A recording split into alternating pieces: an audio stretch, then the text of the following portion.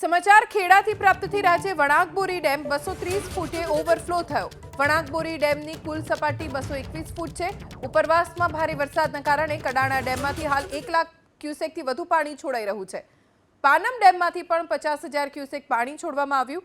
પાણીની આવક વધતા મહીસાગર નદીનું રૌદ્ર સ્વરૂપ જોવા મળી રહ્યું છે।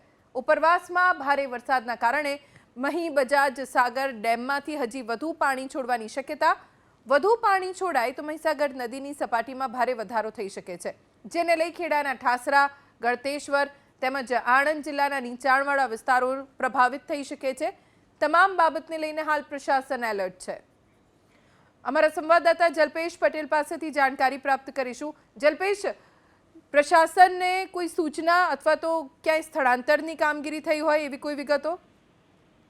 ચોક્કસથી જોડી પ્રશાસનને પૂછવાનો પ્રયત્ન આપણે ચોક્કસથી કરીશું, કારણ કે જે પરિસ્થિતિ છે તે પરિસ્થિતિ ક્યાંક ને ક્યાંક વિકટ બની છે। કારણ કે વણાકબોરી વિયરની વાત કરવામાં આવે તો 221ની સપાટી છે, જેને અત્યારે ઓવરફ્લો થઈ રહ્યો છે, એટલે કે 230 ફૂટે અત્યારે વણાકબોરી જે ડેમ છે તે ઓવરફ્લો થઈ રહ્યો છે। ઉપરવાસમાં વધુ વરસાદના કારણે હજુ પણ વધારે પાણીની આવક થઈ શકે છે તેવી પણ શક્યતાઓ સેવાઈ રહી છે। હાલ તો જે ઉપરવાસમાંથી જે કડાણા ડેમમાંથી 1 લાખ ક્યુસેક જેટલું પાણી છોડાઈ રહ્યું છે। સાથે સાથે પાનમ ડેમની જો વાત કરવામાં આવે તો પાનમ ડેમમાંથી પણ 50,000 ક્યુસેક જેટલું પાણી વણાકબોરી ડેમમાં છોડાઈ રહ્યું છે। એટલે કહી શકાય કે જે મહીસાગર નદી છે તે મહીસાગર નદીએ રુદ્ર સ્વરૂપ ધારણ કર્યું છે। હજુ પણ જો પાણીની આવક થાય તો નીચાણવાળા જે વિસ્તારો છે, જેમ ખેડા જિલ્લાના ઠાસરા તાલુકાના, ગળતેશ્વર તાલુકાના, સાથે સાથે આણંદ જિલ્લાના જે નીચાણવાળા વિસ્તારો છે તેને પણ એલર્ટ મોડ પર આવી શકે છે, કારણ કે વધુ પાણી આવવાના કારણે નીચાણવાળા વિસ્તારોમાં પણ